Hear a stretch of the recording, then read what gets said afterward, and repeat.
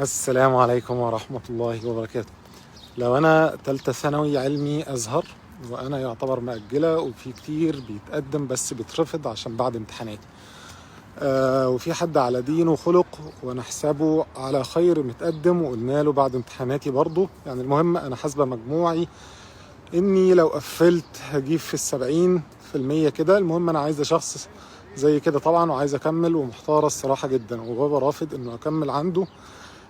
قال لي لو وافقتي مش هتكملي، وهو برضو ما اظنش انه يكمل لي. انا عايزه الاتنين. تاني سؤال. ماشي، تاني سؤال. احنا زي ما اتفقنا ان ايه سبب وجودنا في هذه الحياه؟ يعني لو واحد صنع شيء وهو صنعه لسبب معين، افضل شيء يحققه الحاجه اللي اتصنعت دي انه يطبق مراد الصانع بتاعه فيه. دي حقيقة. وكمان لو الصانع قال للشيء اللي صنعه انك لو عملت الحاجات اللي انا طلبتها منك هتستريح في الحياة الدنيا دي، وكمان باللي انت عملته في المراد اللي انا صنعتك من اجله هجازيك جزاء لا يعادل التعب اللي انت تعبته في الدنيا دي. ساعتها يبقى مش من الذكاء اللي انا ما اعملش الحاجة اللي الصانع دي ارادها مني. فاحنا ربنا عز وجل قال وما خلقت الجن والإنس إلا ليعبدون. فالله عز وجل جعل لنا سببا في وجودنا في هذه الحياة الدنيا، ومن خلال تطبيق ما أراده الله عز وجل. ولو أنهم فعلوا ما يوعظون به لكان خيرا لهم وأشد تثبيتا، وإذا لأتيناهم من لدنا أجرا عظيما ولهديناهم صراطا مستقيما. فأنا هقول لحضرتك اللي أنا أرضاه لبنتي واللي أنا إن شاء الله ناويه لبنتي. من أفضل الأمور وأكثرها ثوابا بر الوالدين، وخير من ذلك بالنسبة للمرأة اللي هي يكون لها زوج تطيعه وتدخل في رضاه الجنة. في رضاه طبعا، لأن رضاه من رضا الله كون الشخص ده صاحب دين. فأتمنى حضرتك ترجعي تسمعي الفيديوهين اللي قبل كده سواء للمخطوبة أو سواء للخاطب، لأنه فيهم كثير من الصفات اللي الواحد تكلم فيهم في هذا الأمر.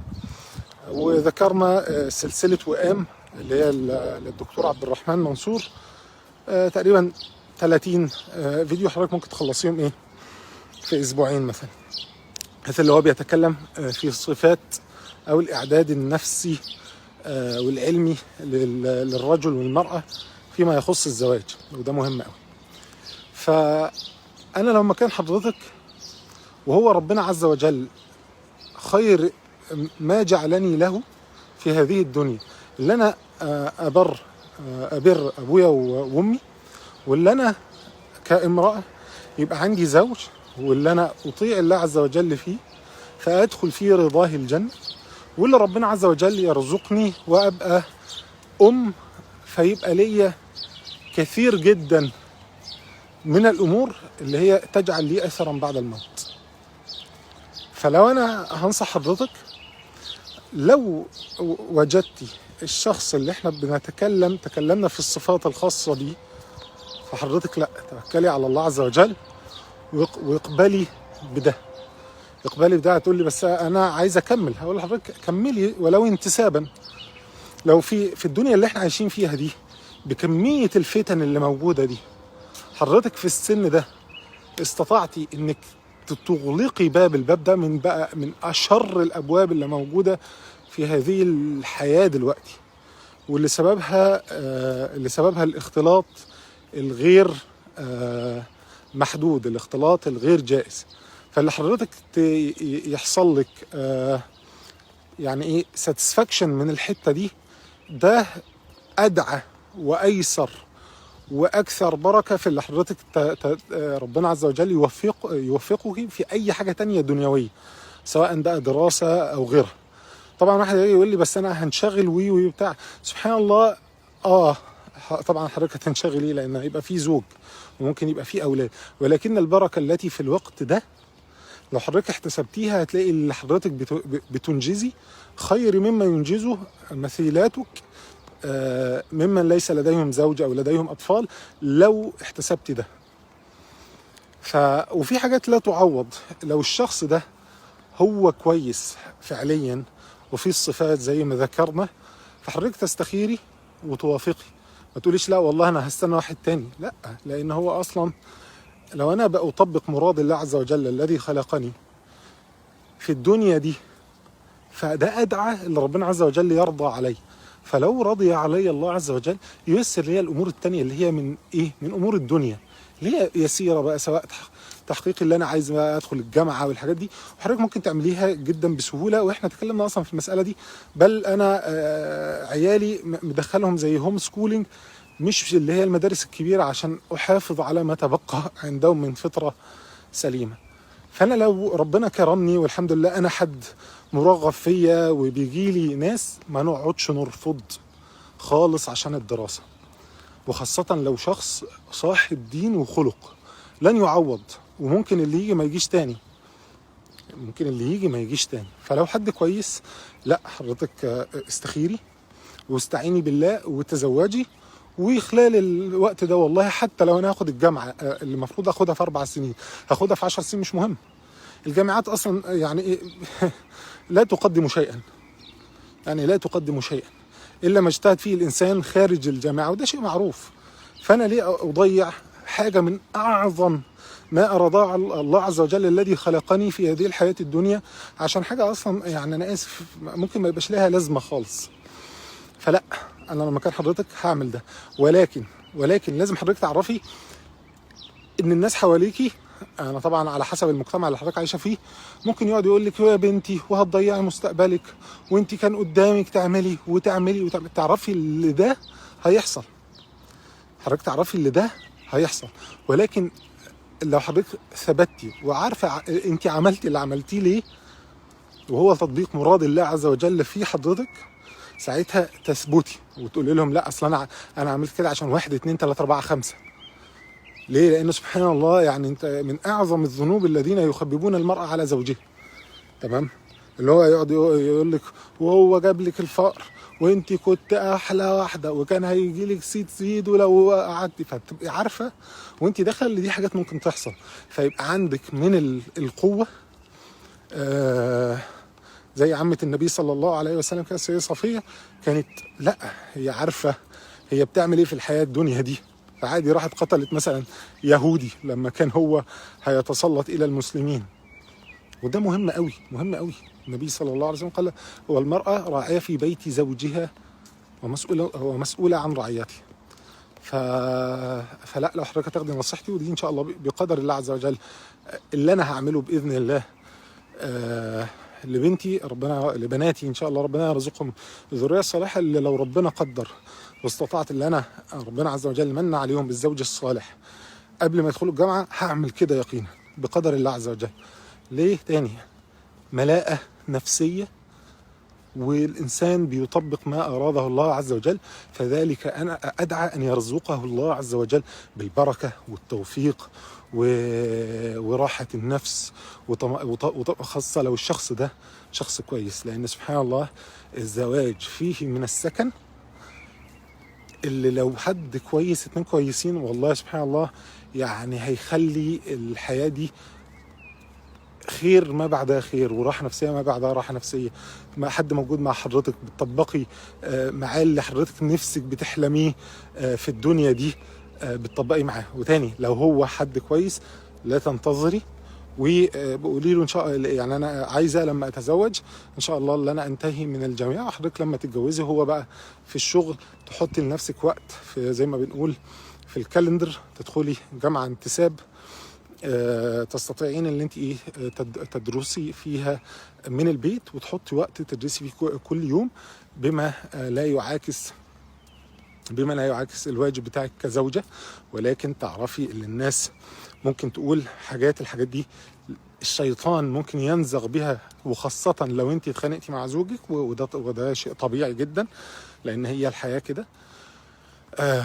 كلما اشتد حب الإنسان لشخص بيقتربوا لبعض، وكل ما الإنسان قرب من التاني كل ما لقى فيه مشاكل هنا ومشاكل هنا. فالذكي هو اللي يحول المشاكل دي لسبب لشدة القرب بينهم. تمام. معظم الناس تاني ده حد بيتكبر يمين وواحدة بتتكبر شمال وما بيبقاش عارفين اللي دي من طبيعة الحياة الدنيا ومن سنن الحياة الدنيا، فعادي اللي يحصل مشاكل. تمام. فيبقى عند حضرتك رد ويبقى عندك ثبات وعارفة حضرتك بتعملي اللي بتعمليه ليه. فطبعا نصيحتي تستخيري وتتوكلي على الله عز وجل. تاني سؤال، لو كملت يعني ان شاء الله ادخل منحة لمعهد تمريض وبعده ممكن اكمل كلية تمريض ولا ادخل اي كلية في الازهر وخلاص زي تربية او لغة عربية او شريعة وقانون او دراسات اسلامية، لان اكيد المنحة هتكون زي العام مش بنات. بس انا حابة جدا ان ادخل تمريض، كنت عايز اعرف وجهة نظر حضرتك بالنسبة للكلام ده. اكمل وان شاء الله يجيني حد احسن منه بعد ما اخلص ولا اوافق على الشخص ده؟ خلاص احنا جاوبنا على الجزئية الاولى. طبعا توافقي اذا كان الشخص فيه الصفات اللي احنا ذكرناها وفصلنا فيها وقلنا ليه حضرتك المفروض تقبلي. بالنسبة للجامعة دي نصيحة شخصية، ما تدخليش تمريض. انا عارف الموضوع ده ممكن يجيب لي مشاكل، ولكن ما تدخليش تمريض.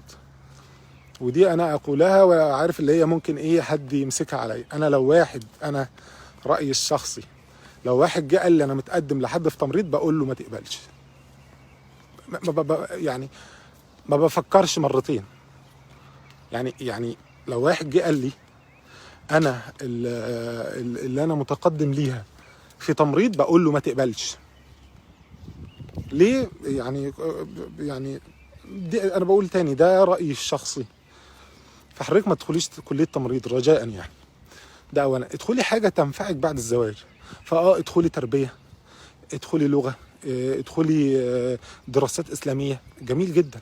ادخلي حضرتك دراسات إسلامية لأن ده أجل ما تعلميه لأولادك وتعرفي حقوقك وحقوق زوجك لما تتزوجي. فلو استطعتي أنك تكملي في شيء ليه علاقة بالله عز وجل، فالنبي صلى الله عليه وسلم قال إذا أحب الله قوم فقهوا في الدين. تمام. إذا أحب الله عبدا فقهه في الدين. فلو حضرتك تقدري تدخلي حاجة فيما يرضاه الله عز وجل ويحبك من أجله، طبعا اعملي كده، طبعا اعملي كده، وتتركي أمور التمريض وكده لغيرك. يعني ده في الآخر زي فرض كفاية للنساء. فنصيحتي حضرتك تدخلي دراسات إسلامية. وطبعا مع العلم اللي طبعا الحاجات الخاصه بقى بالازهر من الشريعه من العقيده الاشعريه وكده، حضرتك تبقى على انتباه بيه وما تدخليش اي حاجه مختلطه. وطبعا لو في حاجه في الازهر او زي ما قلنا لحضرتك تقبلي وبعد كده تدرسي الحاجات دي، وخاصه لو دراسات اسلاميه تدرسيها وانت في البيت، تقري في بيتك. او لو الحاجه اللي هتنزليها جنبك مش محتاجه تركبي مواصلات او بهدله او زوج حضرتك هيوصلك، يبقى ده خير وبركة وتوفيق من الله عز وجل ومن من الله عز وجل على حضرتك. أجل ما تتمناه المرأة اللي يبقى عندها زوج ياخد باله منها ويبسطها ويعمل على رضاها ويعمل على إدخال السرور عليها، وربنا عز وجل يرزقهم من الأولاد اللي هو يقوي العلاقة بينهم. فبالنسبة للدراسة حضرتك تدخلي دراسات إسلامية فيه بقدر الله من التوفيق ومن العلم بالله اللي ربنا عز وجل يمن عليك بيه في انك تكملي حياتك فيما يرضاه الله عز وجل. فده مهم قوي قوي قوي قوي، الله اعلم يعني.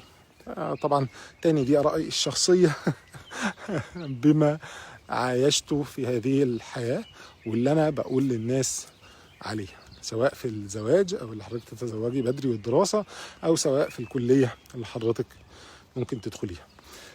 طيب تاني سؤال، سليمان بيسأل ما هي تجربتك مع الهندسة؟ أنا مهندس اتصالات. يا هلا ويا غلا. أحب الناس يعني من أكثر أصدقائي هم من مهندسي اتصالات. ربنا يا رب يبارك فيهم، ناس على قدر كبير جدا من العلم ومن الذكاء ومن الفطنة ومن العلم يعني. تجربتي مع هندسه، انا كنت يعني معظم الناس اصحابي اللي كانوا بيدخلوا هندسه كانوا بيكرهوها جدا، بيتمنوا اللي هي تنتهي النهارده قبل بكره. انا كنت بحب هندسه جدا، ما اعرفش انا خلصتها ازاي، يقينا ما اعرفش انا خلصتها ازاي. كان عندها كميه مواد، كمان انا بايوميديكال، كان عندنا كميه مواد تجيب للواحد تخلف عقلي، تجيب للواحد رهاب اجتماعي، كنت بدرس في علوم وبندرس في طب وبندرس في هندسه، وفي هندسه اكملنا الحاجات ليها علاقه بجسم الانسان، فكنا بندرس حاجات من ميكانيكا وحاجات من كمبيوتر ساينس وحاجات من كوميونيكيشنز. فيعني كان حاجه نعوذ بالله عز وجل من ايه، من شر الانسان يعني. ولكن خلصتها وكنت بحبها جدا. انا كنت بحب هندسه جدا. ليه؟ لان انا كنت ليا دور بفضل الله عز وجل من الدعوه ومن العلم، وكانت سبب في رزقي في هندسه. تمام. كنت فيها، وكنت اللهم لك الحمد من الناس اللي ربنا عز وجل من عليه بالتوفيق، وكان ليا ايه، كان بدايه الدعوه اللي انا اردتها. فكنت بدخل للناس في المحاضرات الترحيبيه، كنت بشرح للناس، كنت بدخل محاضرات، وكان ليا دعوتي الدينيه، وكان ايه، كان فيها شغل، اللي انا اشتغلت من سنه تانية. هندسه بتظبط لك دماغك، بتظبط لك طريقه تفكيرك، بتقعدك مع الناس دي عندها من العلم الدنيوي والتوفيق فيه اللي يخليك تعرف ازاي تفكر بمنطقيه، ازاي تنفذ امور. انت الهندسه دي عامله بالظبط اكنك ايه، دخلت حديقه فيها زهور كتيره جدا، والزهور دي انت ايه، بتبتدي اللي انت تشم كل واحده منها وتتعرف عليها. السلام عليكم ورحمه الله وبركاته. فتجربتي مع هندسه تجربه جميله جدا، تعلمت فيها امور كثيره جدا، خاصه بقى بالالكترونكس، وخاصه بالسوفت وير، وخاصه بالكوميونيكيشنز، وخاصه بالتعامل مع ناس على قدر كبير من العلم، ومع شباب على قدر كبير من العلم. ولكن نصيحتي ليك انك تعرف انك انت كل حاجه بتدرسها ليه، وايه المواد المهمه اللي انت محتاج تتفوق فيها، وايه المواد اللي انت ممكن ايه تعديها كده، مش محتاج اللي انت تتفوق فيها، ومش محتاج اللي انت تحرق فيها جاز جامد يعني. تمام. ليه؟ لان ده هيساعدك اللي انت تشتغل بدري، وتشتغل في حاجه انت حاببها. فانت مثلا تبقى عارف انك دخلت اتصالات، ممكن تشتغل مثلا في ال 5G، تشتغل مثلا في الانستليشنز بتاع التاورز، تشتغل مثلا في حاجات خاصه بالامبيدد سيستمز، تشتغل في حاجات خاصه بالروبوتكس. فنصيحتي ليك انك تعرف ايه الفيلدز او المجالات اللي ممكن تشتغل فيها بعد الجامعه، وهي دي الحاجات اللي تركز في المواد اللي هتفيدك فيها جدا جدا جدا، وتحاول تحط مناهج موازيه تدرسها وانت ماشي، بحيث اللي هي تسرع من اتقانك لتلك الامور اللي هي هتساعدك في الشغل بعد كده.